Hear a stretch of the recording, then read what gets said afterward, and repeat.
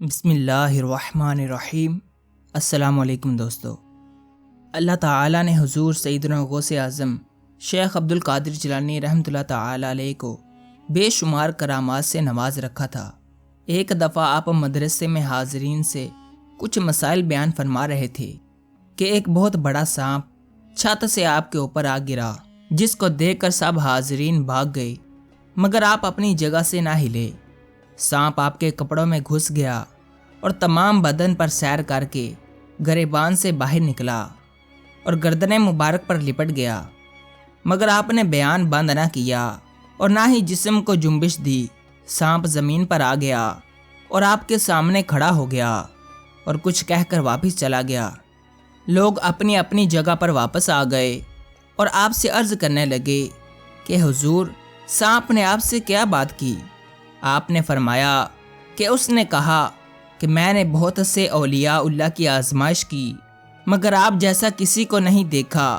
محبوب سبحانی قطب یزدانی حضرت شیخ عبد القادر جیلانی رحمۃ اللہ تعالی علیہ نے فرمایا، ایک دفعہ میں جامع منصوری میں نماز پڑھ رہا تھا۔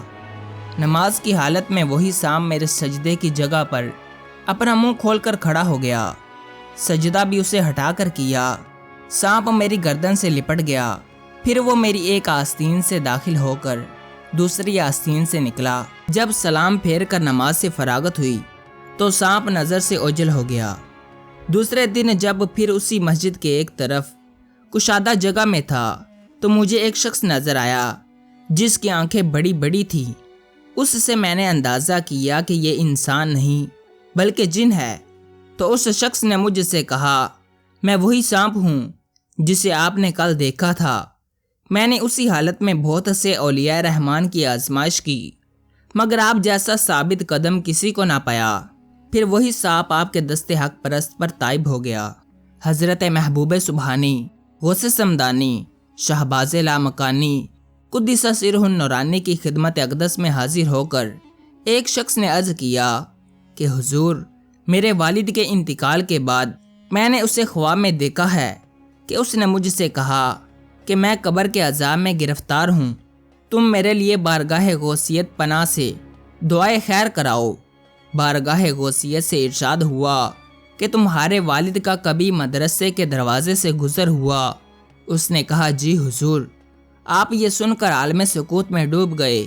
پھر دوسرے دن وہی شخص حاضر ہو کر عرض گزار ہوا کہ حضور، آج میں نے اپنے والد کو اس حالت میں دیکھا کہ وہ ہر طرح سے خوش ہے اور سبز لباس پہنے ہوئے ہے، اور مجھے کہا، اب مجھ سے غوث اعظم کی دعا سے عذاب دور ہو گیا ہے، اور مجھے میرے باپ نے وصیت کی کہ تم بارگاہ غوثیت میں حاضری دیتے رہا کرو۔ حضرت محبوب سبحانی قطب یزدانی غوث سمدانی شیخ عبد القادر جیلانی قدس سرہ النورانی کے زمانے میں بغداد شریف میں مرض طاعون کا دورہ ہو گیا۔ اس مرض سے ہزاروں آدمی روزانہ جان تلف ہونے لگے۔ لوگوں نے آپ کی خدمت میں اس مصیبت سے نجات حاصل کرنے کے لیے عرض کیا۔ آپ نے فرمایا، ہمارے مدرسے کے ارد گرد جو گھاس ہے اس کو کھاؤ، اور ہمارے مدرسے کے کنویں سے پانی پیو۔ جو ایسا کرے گا وہ ہر طرح سے شفا یاب ہو جائے گا۔ پس لوگوں نے ایسے ہی کیا تو ان کو شفائے کاملہ حاصل ہوئی، اور پھر اس کے بعد بغداد شریف میں اس مرض کا کبھی عارضہ نہیں ہوا۔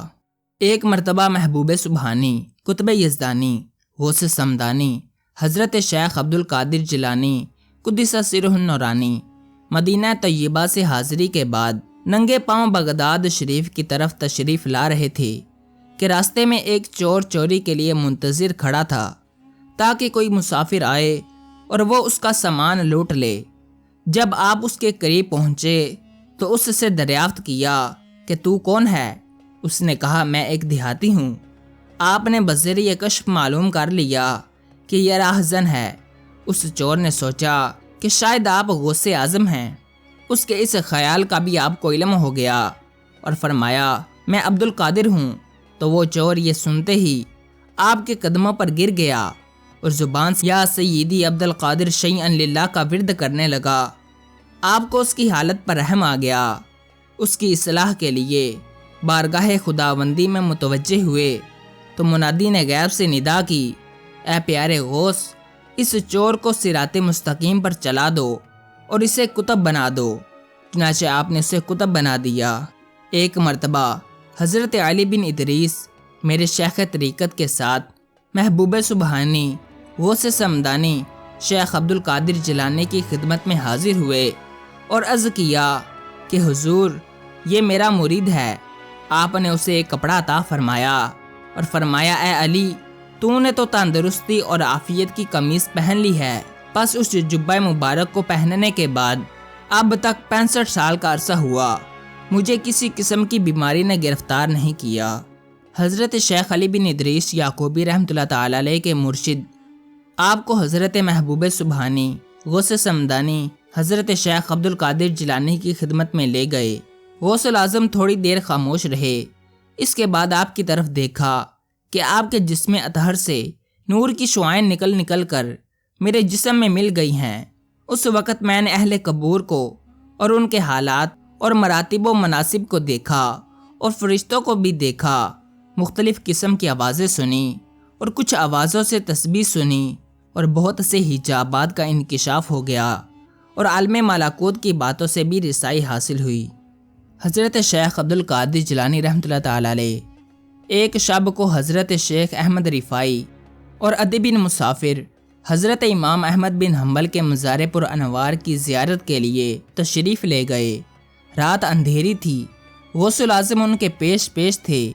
آپ جب کسی پتھر، دیوار یا قبر کے پاس سے گزرتے اور انگلی کا اشارہ فرماتے تو آپ کی انگشت مبارک چاند کی طرح روشن ہو جاتی تھی۔ اسی روشنی سے وہ سب حضرت امام احمد بن حنبل کے مزار تک پہنچ گئے۔ ایک عورت اپنے لڑکے کو لے کر حضرت شیخ عبدالقادر جیلانی کی بارگاہ پناہ میں لے کر آئی اور عرض کرنے لگی کہ حضور، یہ بچہ آپ سے بہت عقیدت رکھتا ہے، اس لیے میں اسے آپ کے حوالے کرتی ہوں، آپ اسے اپنی غلامی میں قبول فرمائیے۔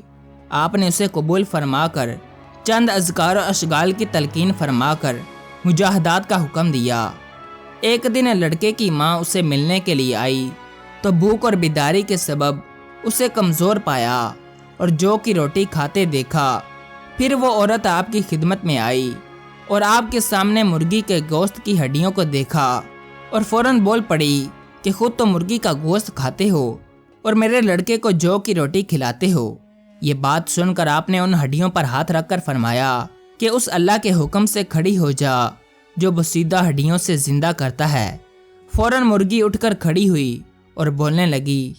اسی طرح بیان کیا جاتا ہے کہ ایک دن محبوب سبحانی قطب یزدانی حضرت شیخ عبدالقادر جیلانی واز فرما رہے تھے اور ہوا بہت تیز چل رہی تھی۔ ایک چیل چیختی ہوئی آپ کی مجلس پر سے گزری، جس سے حاضرین کی توجہ ہٹ گئی۔ آپ نے فرمایا، اے ہوا، اس چیل کا سر تن سے جدا کر دے۔ یہ فرمانا ہی تھا کہ چیل کا سر تن سے جدا ہو گیا۔ یہ دیکھ کر آپ ممبر سے اترے اور چیل کو ایک ہاتھ میں پکڑ کر دوسرا ہاتھ اس پر پھیرا اور بسم اللہ الرحمن الرحیم پڑھا اور چیل اللہ کے حکم سے زندہ ہو کر اڑ گئی اور لوگ اس منظر کو دیکھ کر بہت مضطرب ہوئے۔